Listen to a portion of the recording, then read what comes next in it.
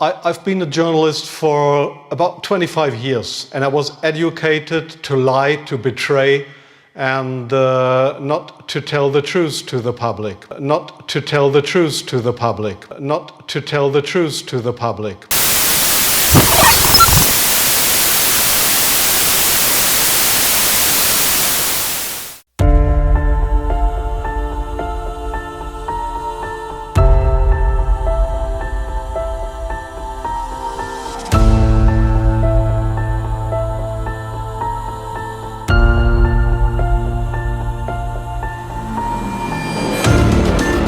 Well, I've been a journalist for about 25 years, and I was educated to lie, to betray, and not to tell the truth to the public.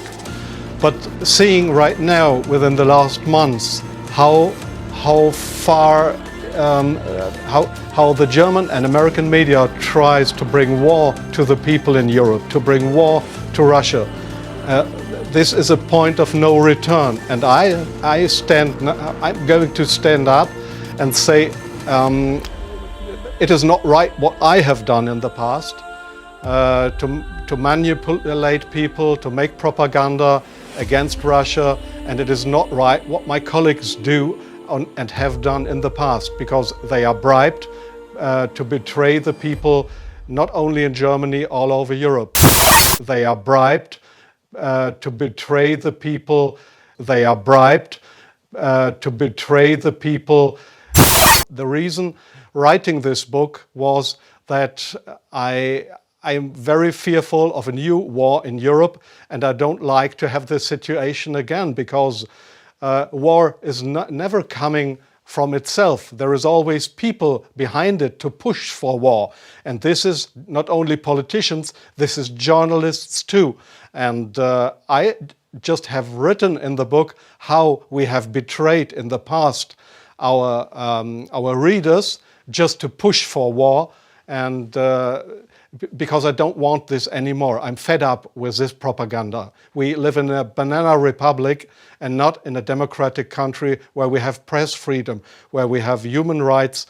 If you see the German media, especially my colleagues who day by day write against the Russians, who are in transatlantic organizations and who are supported by the United States to do so, well, people like me, I became an honorary citizen of the state of Oklahoma in the United States. Just why?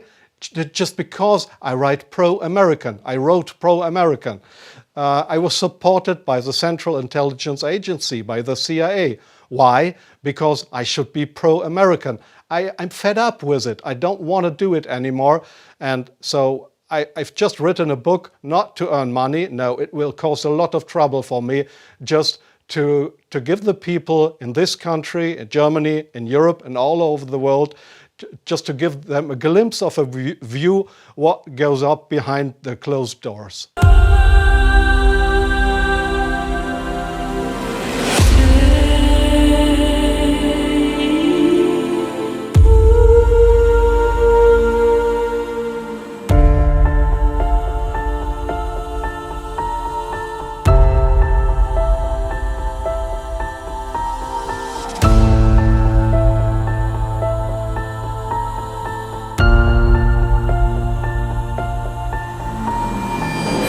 One of the hopeful things that I've discovered is that nearly every war that has started in the past 50 years has been a result of media lies. The media could have stopped it if they had searched deep enough. If they hadn't reprinted government propaganda, they could have stopped it. But what does that mean? Well, that means basically populations don't like wars. And populations have to be fooled into wars. Populations don't willingly and with open eyes go into a war. So if we have a good media environment, then we'll also have a peaceful environment. Our number one enemy is ignorance. And I believe that is the number one enemy of everyone, is not understanding what is actually going on in the world. It's only when you start to understand that you can make effective decisions and effective plans. Now, the question is, who is promoting ignorance? Well, those organisations that try to keep things secret, and those organisations which distort true information to make it false, misrepresentative. In this latter category, it is bad media. It really is my opinion that the media in general are so bad, we have to question whether the world wouldn't be better off without them altogether.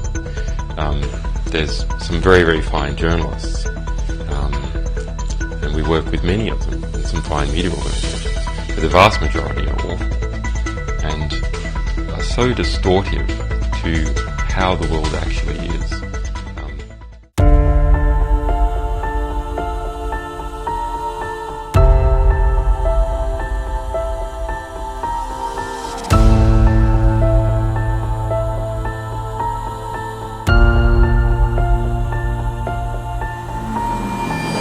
About my experiences being the crisis manager, the flu commissioner for Belgium and highlighting the communication aspects there. And then you have one opportunity to do it right. I mean, day one is so important. In day one, you start your communication with the press, with the people, and you have to do it right. I mean, you have to go for one voice, one message. In Belgium, they chose to appoint a non-politician to do that. I mean, I have no party affiliations, and that makes things a little bit, at that time at least, a little bit easier, because you're not attacked politically, majority, minority. That doesn't come into play, and that was a huge advantage. The second advantage is that you can play in Brussels the complete naive guy and get a lot more done than you would otherwise be able to do. You can play in Brussels the complete naive guy. You have to be omnipresent that first day or the first days, so that you attract the media attention.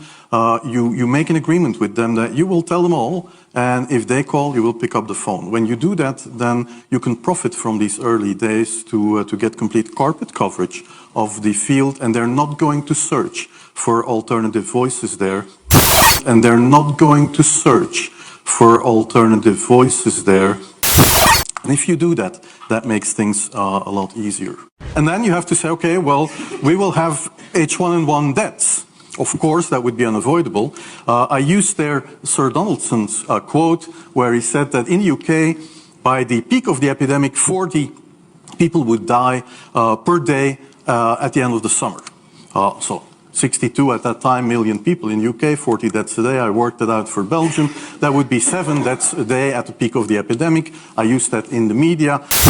I used there Sir Donaldson's quote. I used that in the media. 7 Belgian flu deaths per day at the peak of the epidemic would be realistic. That is true in every year, even interpandemically. That is very, very conservative. However, talking about fatalities is important, because when you say that, people say, wow, what do you mean? People die because of influenza? And that was a necessary step to take. And then, of course, a couple of days later, you had the first H1N1 death in the country, and the scene was set and it was already talked about. And then you had to pick who is going to be vaccinated first. And then, well, women and children first, whatever. Well, women and children first, whatever. I mean, risk groups, they were important. And then I misused the fact. And then I misused the fact that the top football soccer clubs in Belgium inappropriately and against all agreements vaccinated they made their soccer players priority people. So I said I can use that, because if the population really believes that this vaccine is so desirable that even the soccer players would be dishonest to get their vaccine, I said, okay, I can play with that. So I made a big fuss about this. I can play with that. So I made a big fuss about this. This is Van Ranst is raving mad, but it worked.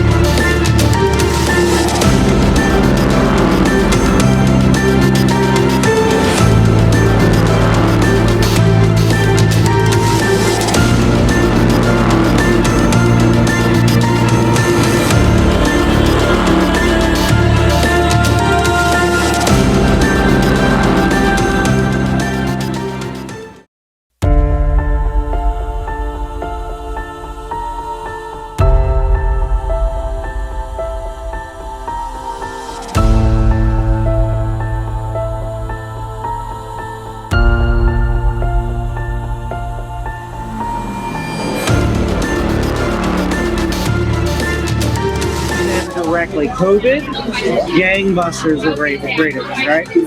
Which is why we constantly have the death toll on the side, which I have a major problem with, that we're tallying how many people die every day. Because I'd even look at it and be like, let's make it higher. Like, why isn't it high enough, today? Like, it would make our point better if it was higher. And I'm like, what am I rallying for? That's a problem. Yeah. That we're doing that, like this special red phone ring. Yeah. And they pick it up, and it's like the head of the network being like, there's nothing that you're doing right now that makes me want to stick. Put the numbers back up, because that's the most enticing thing that we have. So put it back up. So like things like that are constantly talked about. There's no such thing as unbiased news. Any reporter on CNN, Okay. what they're actually doing is they're telling the person what to say. It's always like leading them in a direction before they even open their mouth. And the only people that we will let on the air, for the most part, are people that have a proven track record of taking the bait. And the only people that we will let on the air are people that have a proven track record of taking the bait.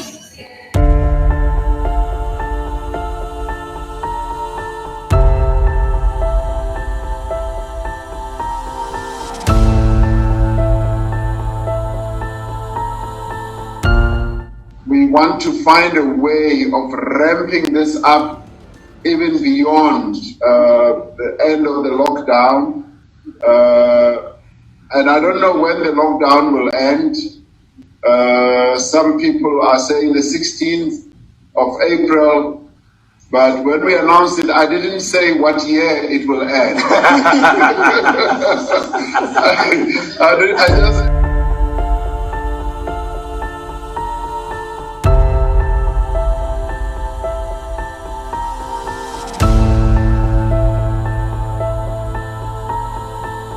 In een opwelling heb ik toen werd ik gebeld en in een opwelling heb ik wel gezegd, luister eens, we kunnen ook Wilders premier maken als je dat wilt, hè. Dus je doet het via ons voortaan. Ja, misschien moet je dit niet onthullen, maar dit is wel een beetje hoe het gaat. Luister eens, we kunnen ook Wilders premier maken als je dat wilt, hè. Dus je doet het via ons voortaan. Ja, misschien moet je dit niet onthullen, maar dit is wel een beetje hoe het gaat.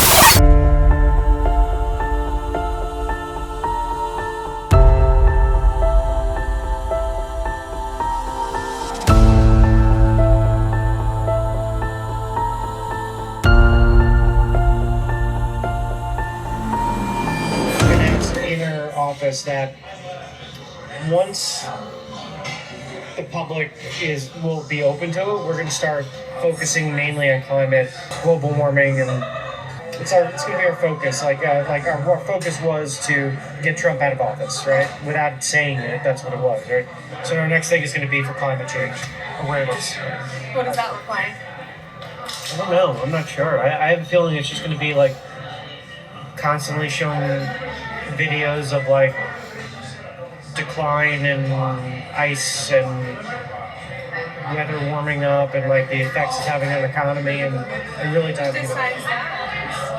Head of the network, like just Who's that? Is that Zucker? Zucker, yeah. I imagine that he's got his council and they've all like discussed like where they think So that's like the next pandemic like story like that will be to death. But that one's got longevity. You know what I mean? It's not like climate is going to take years, so they'll probably be able to milk that for quite a bit. You know? So climate change overload. Be prepared. It's coming. Do you think it's gonna be just like a lot of like fear, like climate? Yeah, fear sells. Do you think it's gonna be just like a lot of like fear, like climate? Yeah, fear sells.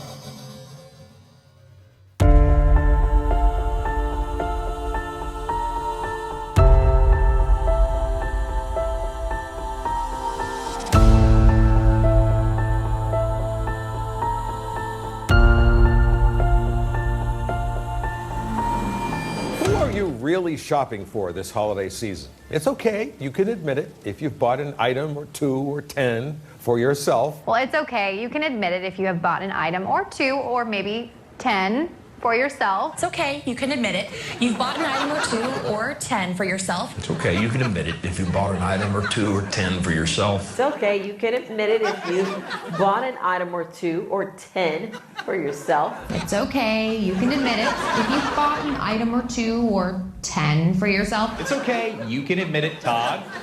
If you've bought an item or 2 or 10 for yourself. It's okay, you can admit it. If you bought an item or 2 or 10 for yourself. It's okay, you can admit it. If you brought an item or 2 or maybe 10 for yourself. It's okay, you can admit it if you bought an item or 2 or 10 for yourself. It's okay, you can admit it if you bought 1 or 2 or maybe 3 or 4, maybe even 10 items for yourself. It's okay, you can admit it if you bought an item or 2 or 10 for yourself. It's okay, you can admit it if you bought an item or 2 or 10 for yourself. It's okay, you can admit it if you bought an item or 2 or 10 for yourself. It's okay, you can admit it if you've bought an item or 2 or maybe 10 for yourself. It's okay. You can admit it if you've bought maybe an item or 2 or 10 for yourself. Is it okay? You can admit it. If you bought an item or 2 or 3 or 10 for yourself. It's okay. You can admit it. If you bought an item or 2 or 10 for yourself. It's okay, you can admit it if you brought an item or 2 or 10 for you. It's okay, you can admit it. If you've bought an item or 2 or 10 for yourself. It's okay. You can admit it if you bought an item or 2 or 10 for yourself. It's okay, you can admit it if you bought an item or 2 or 10. Say for yourself. It's okay, admit it if you bought an item or 2 or 10 for yourself. It's okay, you can admit it if you bought yourself with 1 or 2 or 10 things for yourself, because a lot of people do it. This is extremely dangerous to our democracy. This is extremely dangerous to our democracy. This is extremely dangerous to our democracy. This is extremely dangerous to our democracy. This is extremely dangerous to our democracy. This is extremely dangerous to our democracy. This is extremely dangerous to our democracy. This is extremely dangerous to our democracy. This is extremely dangerous to our democracy. This is extremely dangerous to our democracy. This is extremely dangerous to our democracy. This is extremely dangerous to our democracy. This is extremely dangerous to our democracy.